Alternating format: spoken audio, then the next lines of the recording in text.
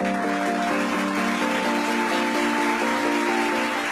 I'm Quinn Lemley with Secrets of the Stage. This is the place where we pull back the curtains and we dive into the creative process. And today, I am so excited because I have the legendary Ernie Anastos. Exactly. It's so good to see you. It's so good Quinn. to see you. I can't believe you talk you're about a here. legend. What about you? You know, I have followed you, and you've done such great work. I mean, really, on Broadway.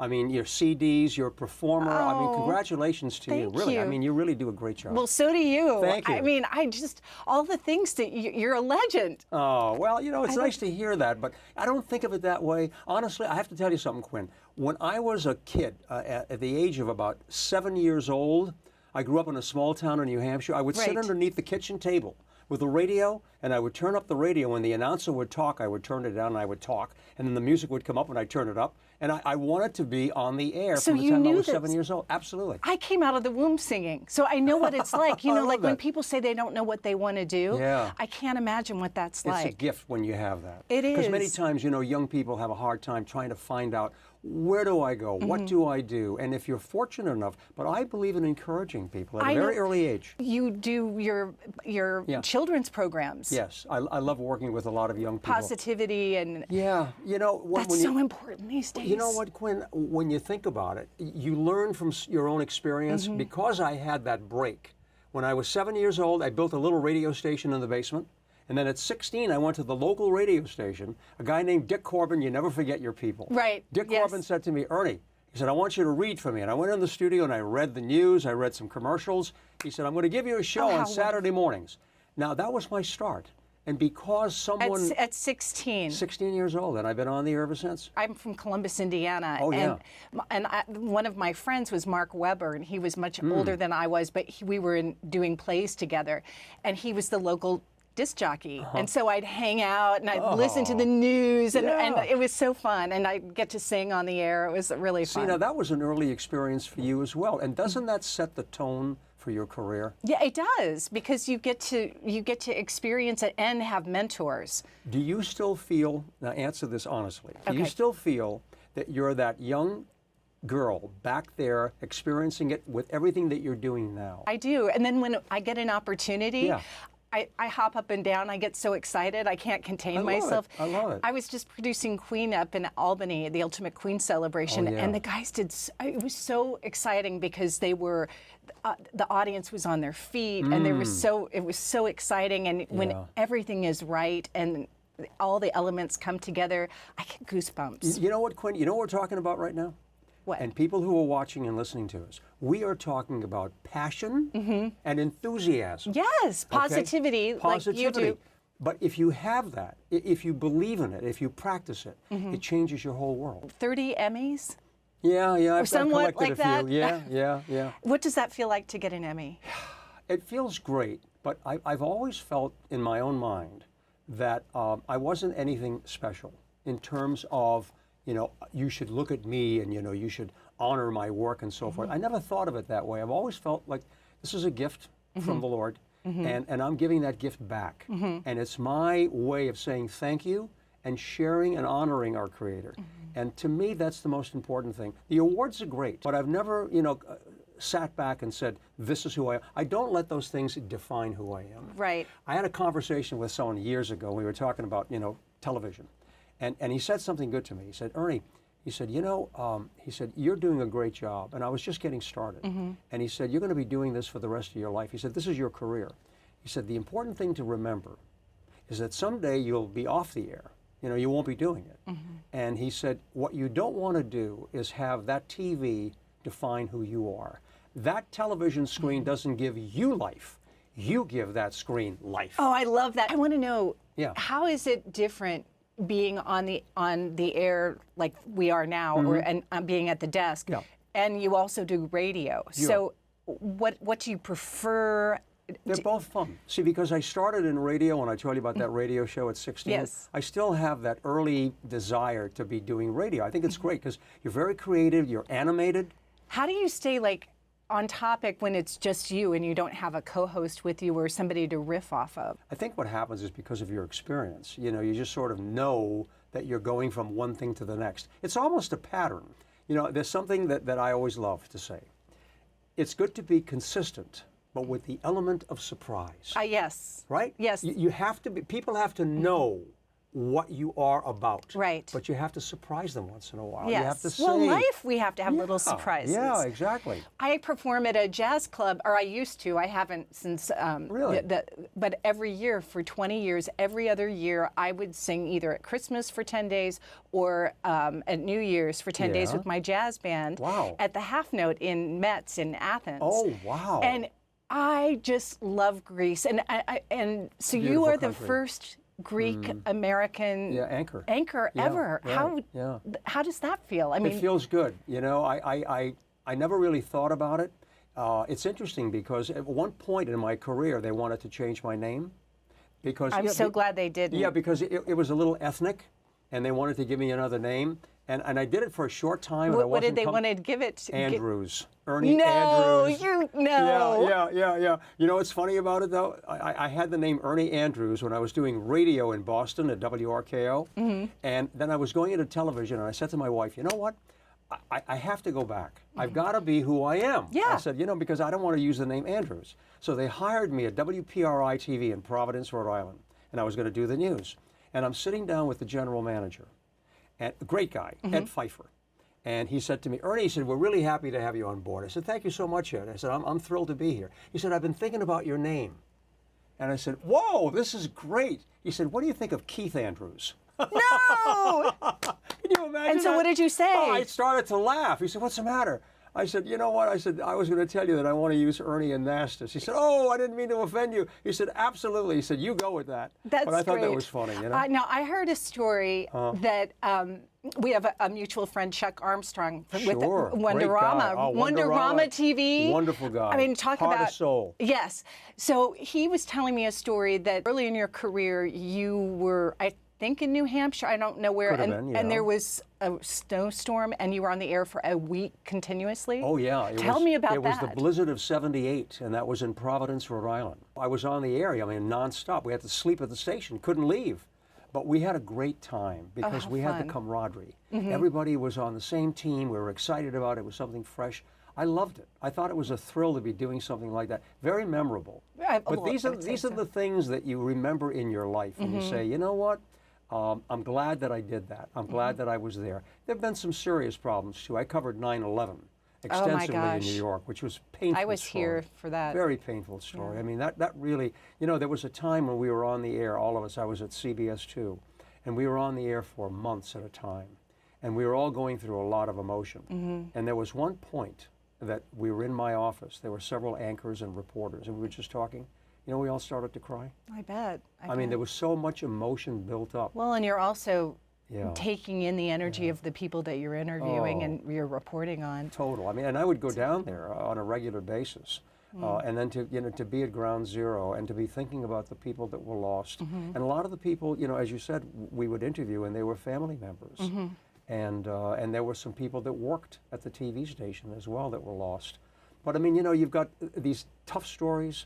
And then you've got, you know, the happy stories covering, you know, the World Series in New York, parades, different events. I've done the Puerto Rican Day Parade for several years in New York. Fun. I did the Greek American Parade. I did the Israeli Parade. Yes. But I mean, you know, there are so many things. The great thing about covering the news in New York is that, you know, you become a part of the culture. You become a part of people's lives. Well, Very and we're personal. so different.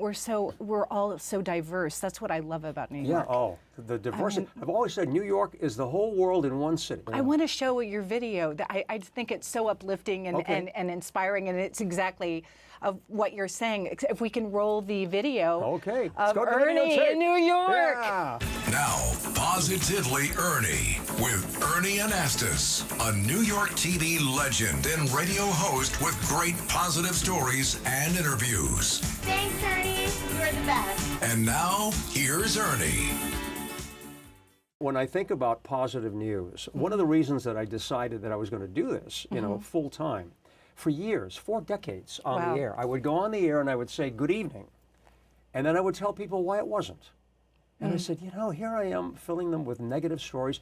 You have to report it. I mean, it is what it is. We're not going to censor news. But I would feel bad sometimes by the end of the evening that I had so much, you know, terrible stories.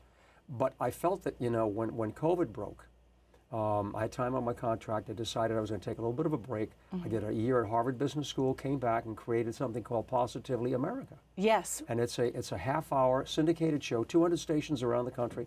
We're on Pix 11 here in New York. And it's good, interesting stories, things that make people think about. I ask questions on the street, you know, do you believe in love at first sight? What's the best thing that ever happened to you? Yes. And then we do interviews and talking about, you know, what is your mission in life? What is important to you? How can you make a difference in this world? Talk about family relationships, and I love all of that. And I get great feedback. You know, people say, hey, Ernie, I love listening, and my commentaries as well. You're an author, too, a children's book author. I've written 2 books. I wrote a book on the history of teenagers in America, and then I wrote a book for young kids, and it's Ernie and the Big News, The Adventures of a TV Reporter.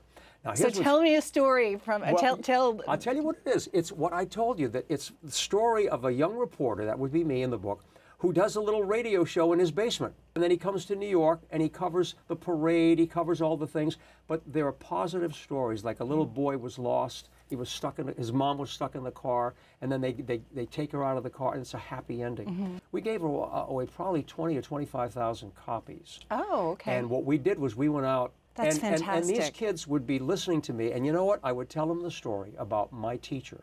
I said, when I was in junior high, we had a career day, and you know, they would bring people in and talk about different jobs that you could choose. And I went to my teacher, Miss Evelyn Ryan. I'm so impressed that I remember my teachers, too. Isn't that nice? Yes. Teachers are great. I know. I They honor are them. great. So I went to Miss Ryan. I said, Miss Ryan, how do you decide on what you're going to do with your life? And she said to me, I was 13. She said, Ernest, she called me Ernest. She said, Very Ernest, whatever you enjoy doing will be the avenue to your success. And I said, what does that mean? She said, what do you like to do in your spare time? I said, well, I got a radio station in my basement. That's it. She said, you have to do that. That's your passion. Oh, my goodness. So when I go out to talk to these young kids, I would tell them the story, and then I'd say, okay, tell me what you do in your spare time. What do you like to do? And these kids would be talking about, you know, goldfish or something, and I'd say, maybe you have a career in oceanography.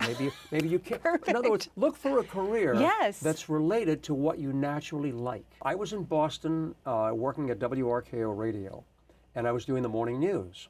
And the news director came to me one day, and he said, listen, he said, we're having a lunch today for Alfred Hitchcock. Oh, my goodness. And I said, really? He said, yeah. He said, there aren't that many people there. He said, can you come? I said, sure. So I go to a luncheon, and there must have been 10 people sitting at this table. And I'm sitting here, and Hitchcock is like right there. What was that like? What was I his mean, energy I looked like? at this man. First of all, he was, you know, huge, and he had such a bouncing voice. Right. And I said to him, Mr. Hitchcock, I said, it's a pleasure to meet you. He said, it's a pleasure. It's a pleasure. And I said, I have to ask you a question, sir. He said, what is it? I said, how do you decide? I said, when I watch Alfred Hitchcock Presents or your movies, you always have these amazing plots. And I try to figure out how you decide on what you're going to do and how they end.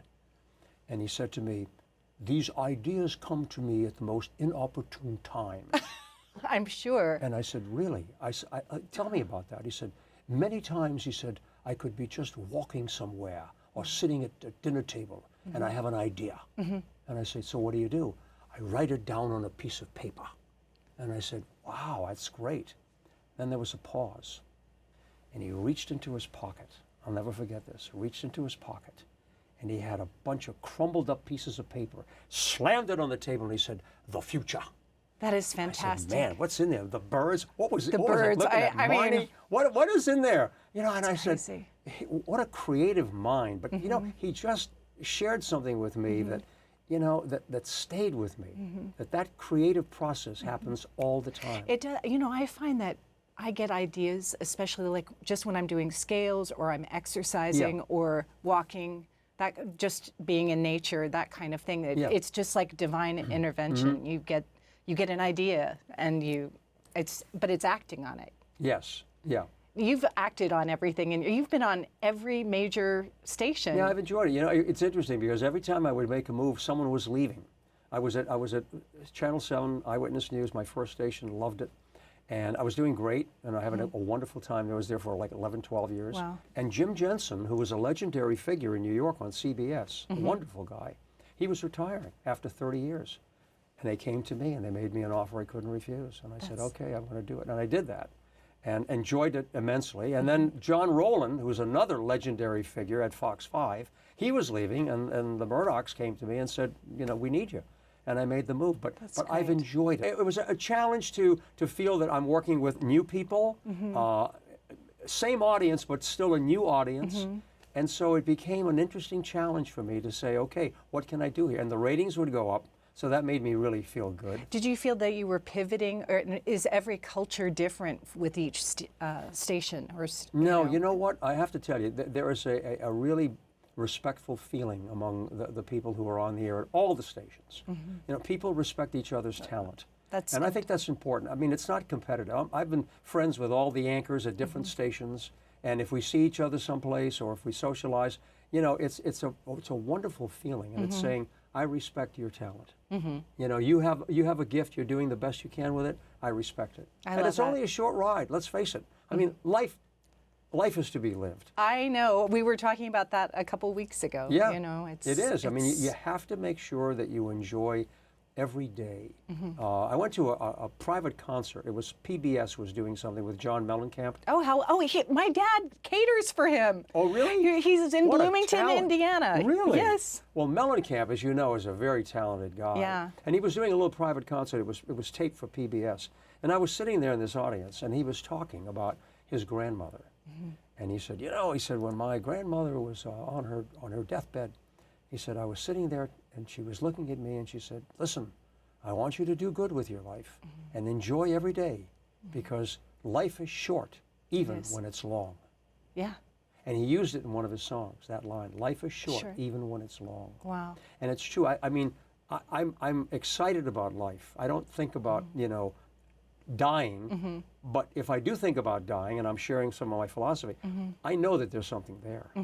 Oh, I know. My mom passed away a couple of weeks ago. I'm so sorry about that. But I knew that I had this time with her. She was my best friend. She would go on the road with me. She did digs in Greece, and we'd meet in Athens, and then we'd go to Corinth, or we'd go to islands for 6 weeks at a time. Yeah. And she was sort of like my partner in shaping me, and I knew that she had cancer at the last minute, and I think she had always told me that she lived life to the fullest. And so even though I'm grieving her, I want to be like her, you know, because she always said, celebrating her life. Yes. There was a survey that I saw not too long ago, and they asked a lot of young people, teenagers, who's your hero? Who's your hero? My mom. You know, when you think about history, you know, back in the 30s and the 40s, you know, when you asked young people, it was a sports celebrity. It was a movie star. People along those lines. But parents, for young people today, they're heroes. Yeah. Parents, they have tremendous influence on their kids. And now more than ever, we have to make sure we exercise that because, you know, there are a lot of influences out there, things that, you know, that are frightening. I just can't believe, I mean, it seems like, I feel like when I was younger, we had a lot more freedom in the imagination because now everything's on the screen and everything. Yeah. But kids today have all this privilege of things that we didn't have, and the world is so much bigger for them. No, imagination is very important because I've you done, and your radio in your basement. You know, I've done so many interviews. You know that one time I was sitting on the set and we were waiting for like Monday Night Football or something, trying to figure out how many newscasts, how many broadcasts we've actually anchored. Wow. Over my career, you know that I've anchored over 25,000 broadcasts. Do you always know what to ask or what to say, or do you have pre-planned thoughts? You know, you have to have preparation, okay? You have to have an idea as to where you're going. You have to know who the person is, and you want to direct that conversation. But I like to also make it natural. Me too. And I listen, like I'm listening to you. You say something, I'll pick up on it. Right. Yeah. Now you are shooting a new series, or you're a bunch of episodes the show, this summer. Positively America, because we're on all these stations. Now we're creating a new batch of programs, 26 new shows. So I'm in the process of producing the show, and I love to have my hands on. I do too. You know, you like that, I love it. You put the stories together, you produce it, you line it all up. So I've been doing that, and plus hosting it. So I love doing that. And then on WABC Radio, I love doing my daily features. And When can they, where can they? They're on every day. At what time? They're on at 9:45 in the morning, Okay. 3:30 in the afternoon, and then other different time periods, and also on the weekends. So when people tune in, and you can go online, and it's Positively Ernie on WABCRadio.com. Okay. But I love doing these, and I just find a whole bunch of stories. I talk about, you know, IQ tests, how important are they?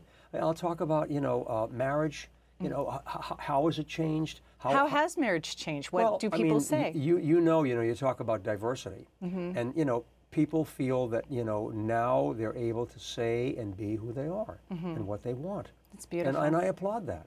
So it's still one basic thing. It's called love. Yeah. No matter what. I mean, if you're married to somebody, if you're partnering with somebody, the foundation for that should be LOVE, love.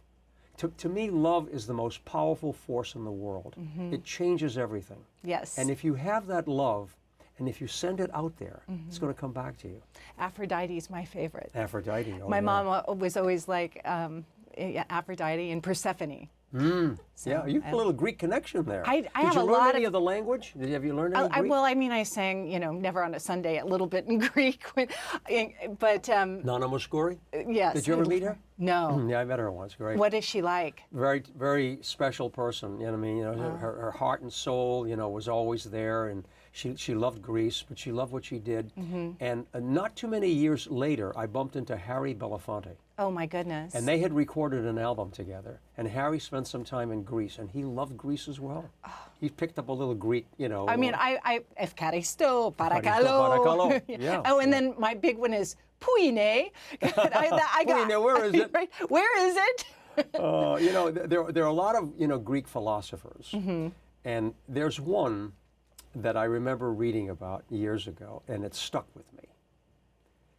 A Greek philosopher, he was an unknown, and he said, I have a wish to die young, but as late in life as possible. Oh, I love that. That's good. So what is that? Quinn, youthful heart, Yes. youthful spirit. Yes. You interview people who are centenarians, people who have lived to 100 years old, common denominators.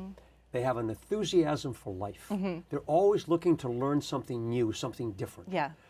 They have a sense of humor. They like to laugh. Right. So I always ask people, you know, a couple of questions when I'm doing my interviews. I'm going to ask you the question. Oh my goodness. Okay. Now, this is a fun question. Okay. If you could give a newborn baby some advice that they could put somewhere and then read it later on in life to be able to share and say, that was interesting. What advice would you give to a newborn baby to remember someday in their lifetime? To say yes when it's a good allurement of yes, that then you blossom and learn. Right. Because I think earlier in my life, I let other people or feeling like I wasn't good enough or until I just figured out I didn't have anything else to lose, you know, to show up. And, you know, the other thing is to show up. Show up, to be there. To be there. Yeah. I think a lot of times we're not totally present and just show up. There was another question that I've asked on the street when I do my question, and that is, what do you wish you knew when you were young that you learned later on in life? When I started asking myself that question, I said, I wish that I wasn't so trusting in my lifetime. So really? Do you naive. think that I Sometimes, feel that way too. I mean, Yeah. I'm that way. Yeah. You know, if you have a good heart and you're trying to do something, there are people who will take advantage of that. As a father and as a grandfather, I believe in imparting some of this to the children and saying, look, I want you to be smart.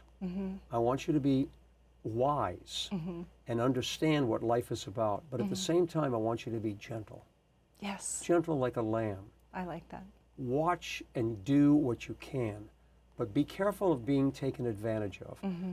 Covering the news for all these decades on the air, I've always been worried about people who have been abused and taken advantage of. Children, elderly, animals. Certainly, you know, there's a wide subject matter.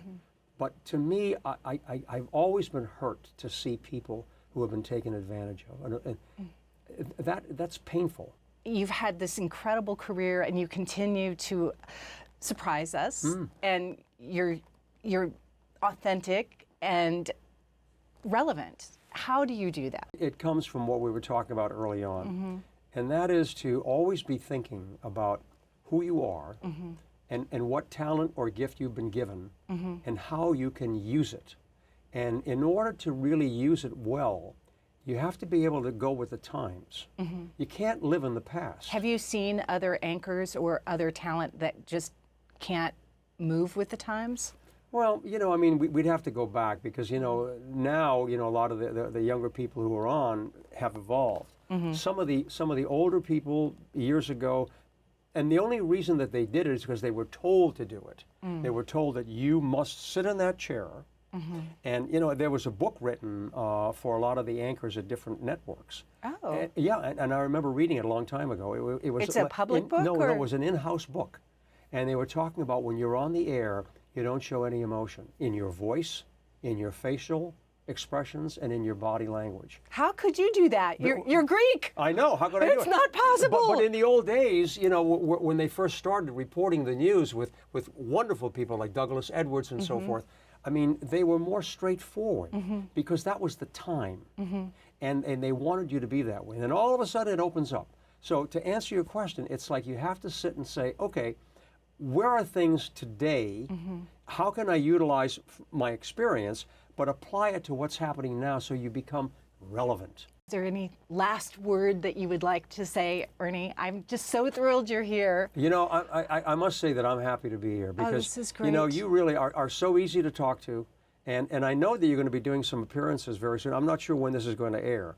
Soon. But you're going out to the Jersey Shore, Yes, right? yes, you have to come down. Yeah, you you're guys going to be come out down. there and you're doing Rita Hayworth? Rita Hayworth and Kate May for a week. How does it feel for you to be doing that? I mean, what a great role that is. I love it because it's about women's empowerment and it's about owning the choices that we make in our life. You know, you've done her so much, you know, Thank honor you. and credit by what you do. But congratulations to you, Quinn. Thank Send you. love to everybody. Thank you.